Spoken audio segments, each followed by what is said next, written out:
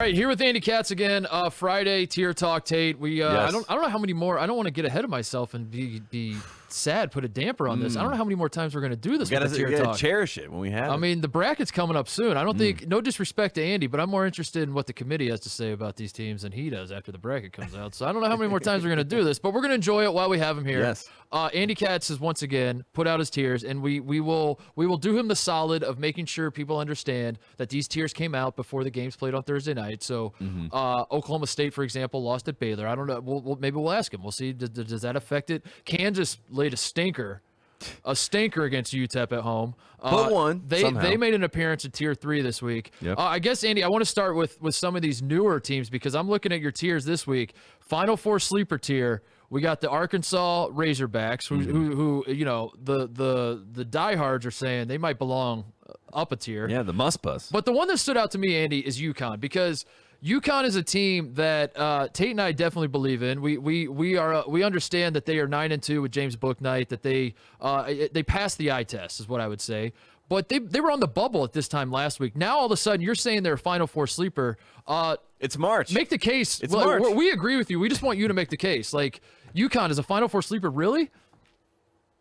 Okay, first of all, I saw them in person. I actually went to a game last Saturday. I did the UConn Marquette game for Westwood One, so with my own eyes, all right, and I saw James Boeheim and RJ Cole. And I'm not saying that Boeheim is Kemba or Shabazz Napier, but he has the ability to carry this team far. And RJ Cole, the transfer from Howard, is sort of like a mini Vinnie Johnson, dating myself there, but he's a little bit of a microwave where he gets hot and he's got, heat check and he's stocky. And the two of them, that 1-2 punch, they can do some damage and they will be very difficult to contend with. They're defending. And, you guys like me to look for an outlier, a team that could be in that 7 to 11 range of seeding that could make a deep run. And they fit that profile. Yeah, and UConn traditionally, I mean, if the NCAA tournament's always crazy, obviously it's March Madness, but when tournaments get really, really, really crazy, and you're like, what the hell is going on here? It seems to be a UConn tournament. Yeah, UConn rises to the surface. And this so far has all the makings of the dumbest tournament we've ever seen, just given the circumstances of everything. So, I don't know. Yeah, there's that. And Andy, I want to ask you about another sleeper team that's on this list that I think fits what you just said about UConn, and that's Purdue. Purdue has a lot of freshmen that are very interesting. Zach Edey was the first one that we were kind of intrigued by, obviously, because he's the big man on that team. But obviously a lot of talent with Purdue. They'd never made a Final Four. We remember the Carson Edwards game the last time we had a tournament. They made just to be clear, Purdue's made a Final Four. Just like, my father's propaganda. Yes. Matt Painter's never made a Final. This for iteration of Purdue. For our show, we're talking about, yes. In the Coach Titus. As a Purdue has never made a Final Four, as we know. But Andy, what do you like about the Boilermakers and a chance for them to make a real run? Well, first of all, as we talk here, they're in the top 4. They're getting a double bye in the Big Ten tournament. Crazy. Which speaks volumes. You're in the best league in the country. And Purdue was one of the younger teams. And for them to earn a double bye, if that holds, that's pretty remarkable. Secondly, the combination of Travion Williams and Zach Edey, you've got one player who's thick and strong, sort of equal to Kofi Coburn to some degree, and then Zach Edey, who's 7'4", and causes all sorts of matchup problems. That 1-2 punch inside, how many teams could match that? And then Jaden Ivey, I think, is going to be a special talent. He is just scratching the surface with his abilities. And now Sasha Stovanovich, he was out for 3 weeks with COVID. He finally is hitting some threes. You get him going, Hunter making some shots. I think this is a very dangerous team. They're committed to defense. And Matt Painter, very even Steven, never too high, never too low. And they reflect his personality. I really like this team potentially getting to the. I like the Matt Painter redemption tour too. After the whole, there was a lot of fallout last year talking about Nojel Easter and how he treats his players. And then you see these young guys and they love playing for him. And I think it's been a great year for Matt Painter. Not even just this past year. I think like a bigger picture Matt Painter point we should make is that like growing up in Indiana, Purdue was always the little brother. They were always the program that could never do anything in March. It was always like cute that they thought like they'd make the Sweet 16 and they're celebrating. That's the hilarious. Coach Titus. That's like, And it's to Painter's credit, to the credit of what Purdue has built, is that now people trust Purdue. Now you have Andy Katz is like, Purdue's asleep. Like Purdue could, we haven't seen them make a Final Four in this iteration of Purdue, but like, yeah, I think he deserves kudos for that. So I hate that we're agreeing with Andy. So I'm gonna mention this, Andy, because this is the one bone to pick I have with you. So Tate and I are West Coast guys. We are famously the only national college basketball podcast that devotes a lot of time to talking about the West Coast. And we are. Now, I have deep West Coast roots, just so you know. Well, it's not showing when I'm looking at your tiers here, Andy, because we have Gonzaga at the top. Well, I worked out in the West Coast for 8 years, but go ahead. Okay, well, we have Gonzaga at the top, and then the only other team that makes an appearance is San Diego State, which, let's be honest, you threw them on there because someone told you they've won 10 games in a row or something. You're like, oh, damn, I better throw them on there. You didn't actually want to do that. Where's the Pac-12, Andy? The Pac-12 gets no. How come when the Big Ten beats up on each other, when the Big 12 beats up on each other, everyone's like, that just shows how strong this league is. But when, say, Colorado loses to Cal or something, it's an indictment on Colorado. How come the Pac-12 doesn't get that benefit of the doubt? Okay, two things. First of all, on this show, you guys, if I'm not mistaken, kind of gave me flack when I had USC pretty high. Yeah, I still remember. really like USC, but they've had some moments that I've questioned, their sort of, and they look great, by the way, in destroying Stanford this week. So that's a positive. Mm-hmm. Maybe they now are going to have some consistency. UCLA can only go so far. We knew that without Chris Smith. Mick Cronin's done a great job.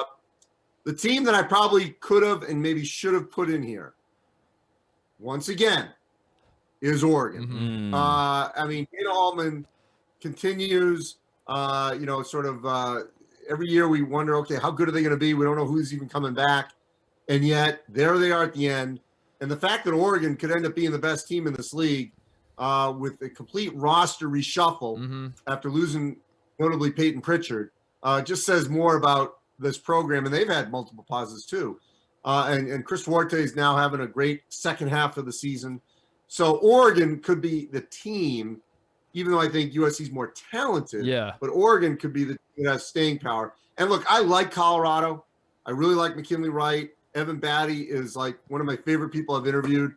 But it's a hard sell to be all in on Colorado. Because to your point, just when you want to be, they lose to Cal and Washington. Yeah. So that's my concern on the Buffaloes. So there's 4 teams, right, Andy, in the Pac-12 that get in? Probably best case scenario, 4 teams? The 4 definitely. Yeah, I mean, it's kind of because Stanford had moments early in the season where they could have gotten in. Not going to happen. Yep. Obviously before Arizona took itself out, we're probably looking at them as a possibility. So yeah, I mean, to me, it's Oregon, the LA schools, and Colorado. Another thing that stood out, and I said this at the top when I was setting this up with you. I want to talk about Arkansas. By the way, I should say that Arizona State should have been in this group. Yes. I picked them to win, but they've had a completely disjointed sideways season with injuries and COVID. And I feel bad for Remy Martin because he's one of my favorite players also that I've been interviewing over the last couple years. If it's any consolation, Arizona State fans, even if they had no adversity, they were gonna find a way. I don't know what happened. Yeah. Look good on paper. I want to talk about Arkansas, Andy, because so Arkansas is red hot. First of all, they've won 10 straight SEC games. They smoked Alabama. Their one loss in that stretch, like the reason we say SEC because they lost at Oklahoma State, but even there they were hanging tough, and they're playing very, very well. They play great defense. Moses Moody's a star. They check all the boxes, and yet you put them at the Final Four sleeper. And if I'm an Arkansas fan, I'm looking at this and I'm saying, why are they not a title contender? And yet I kind of agree with you, Andy, and I can't articulate it. Like, I can't figure out why I don't believe in Arkansas as much as I should. There's nothing wrong with them. They're very good. There's just something about it. I'm like, I don't know if I see Final Four. So can you articulate it for me? Why is Arkansas tier 3, given how hot they are, given that you can make an argument that they might be playing the best basketball in the SEC. They just beat Alabama. They're beating all the best teams in the SEC right now. Why is Arkansas not a Final Four contender? I'm concerned about their experience. They don't have it. And that, I think, could rear its head deeper into the tournament. Outside of the SEC Big 12 Challenge, they went really soft in the limited non-conference before. Maybe it would have been different if we had a normal non-conference. but they scheduled very light. And I think that's also why they sort of slowly came upon the scene as they continue to build wins in the SEC. The SEC clearly is not as strong as we thought. I mean, Tennessee's a complete dysfunctional show in terms of any kind of consistency. So I wanted to include them, but I wouldn't be all in on them because I got to see a little bit more, especially in the SEC tournament. How do they handle back-to-back kind of situation? And Andy, we have to ask now, we're going to get to tier 1 because I think that is obviously the biggest news that we get. Illinois takes on Michigan. They send a statement with Io sitting on the bench. They blow out Michigan. We had bumped Michigan up ahead of Baylor, I think, last week, Andy. That was the big news. Now Illinois is ahead of Michigan. We got 4 teams in tier 1, a Final Four finally. We got there. How do you feel about Michigan, Andy? Did you think about, bumping them down, or do you feel good enough leaving them there? Well, now after what they did to Michigan State and winning the Big Ten regular season title, they're back. I feel very good about keeping them where they were. There was definitely cause for concern with the way they played against Illinois. But, you could argue they were due for a stinker after being out for 23 days. But I think about 2 hurdles. And I talked to Isaiah Livers, actually, after that win against Michigan. There were 2 major hurdles that this team had to deal with. One was being off for 23 days, and they passed that A+ because they came out of that, and within 3 games, 1 at Wisconsin, 1 at Ohio State. Then they get slapped in the face by Illinois. Okay, how are you going to respond? You flip around a couple of days later, and you destroy your rival Michigan State. Now they get this the pickup game this weekend at Michigan State. We'll see how they handle that. But, to win the Big Ten regular season title, when they weren't expected to compete for it, when you've got a Ivy League transfer point guard, a wing from a team that finished at the bottom of the ACC, a big man in Hunter Dickinson, who arguably could be, one of the 10 All-Americans, first and second team, and should be the freshman of the year in the Big Ten. All that together, and the intensity and passion in which Juwan Howard has been coaching, and the way these guys love him. And we talked about this last week, if you remember. Mark said it wasn't fair to ding Mark Few because he went undefeated. I wasn't dinging him. I just think what Juwan Howard has done, it's so close. We're a 1 and 1A millimeters. I'm leaning Juwan right now with everything. I am too, Andy. I'm right there with you. And we accomplished and winning the best league in the country. So you're saying Mark Few, if he would have played Illinois I would assume he would have lost by 24 or more instead of 23. Like, what is that? No, it's not a slight on Juwan Howard. It's like, what if Mark Few doesn't win Coach of the Year this year? Will he ever win? He should quit. He should just be like, what else do you want me to do?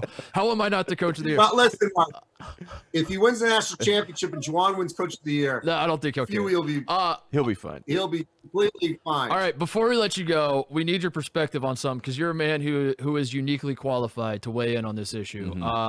Jim Boeheim reaming a reporter for saying that he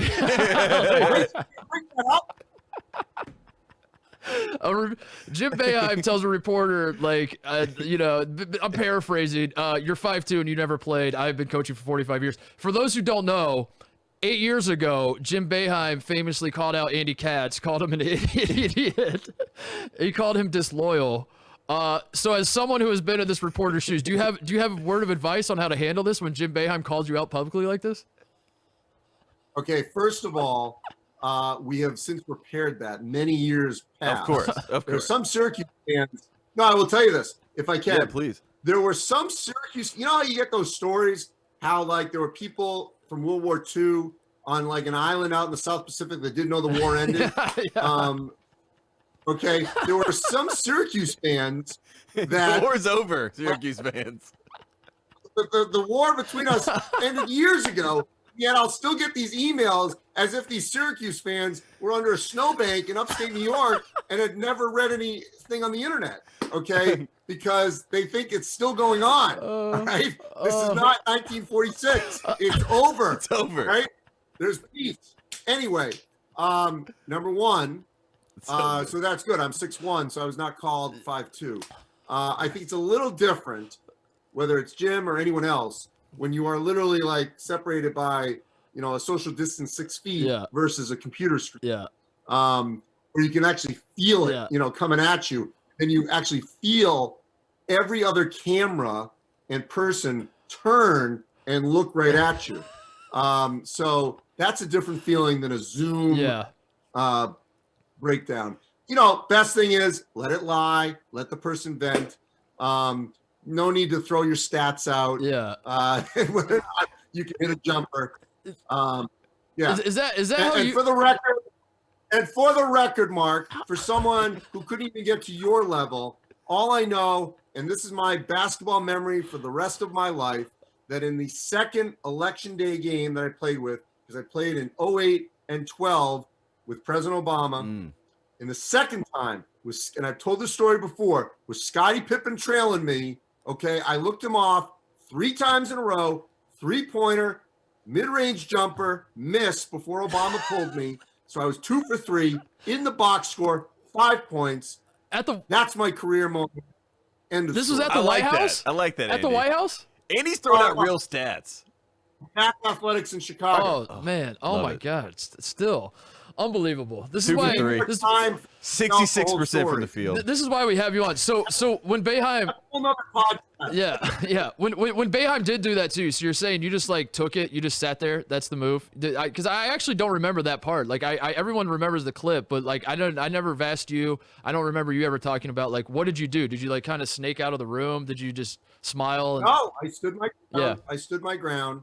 The funniest thing, if I can just tell you this, it's funny now, is it was a total, to be honest, kind of a softball question and an innocuous question. That was the time when Syracuse was going to the ACC, if I'm not mistaken, or they weren't going to play each other anymore, if I'm getting my years. So that was the question, like if he was going to schedule UConn another series, because they obviously have been rivals and all that. So that's what set the whole thing off. Obviously, there was past history from previous stories at ESPN that bubbled up. But yeah, and you're right. I mean, he was upset about going to the ACC at the end of the day. So he he lost it on you because of that. Oh my God, Andy, you're the best as always. We appreciate the time. I'll end with this, guys, just so you know, the détente, that was. I mean, it was it was essentially like Arafat and Menachem Begin. I mean, or Yitzhak Rabin. I mean, there was like, we had, I may be mixing all my people here. I think that was Carter. Anyway, no, that was Sadat and Arafat. Excuse me. Love it. No, not in Begin. Anyway, bottom line, Middle East peace was achieved in the bowels of the Verizon Center. The year Syracuse went to the Final Four, if I'm not mistaken, maybe 2013, is when we made peace in that Elite Eight in DC. He's like, we were going to the Final Four, Andy. I'll be nice to you now. Yeah, that's what it was. He's like, I can't be mad at him. Love it. Man. Well, there you go. Syracuse fans, the war is over. Leave him alone. Leave Andy alone. Andy Katz, we appreciate the time as always. Thanks, Andy. God bless you. Hey there, thanks for watching Titus and Tate. For the full friend of the program experience, subscribe right below and come join us for all things college basketball. The action is heating up. Come join Titus and Tate.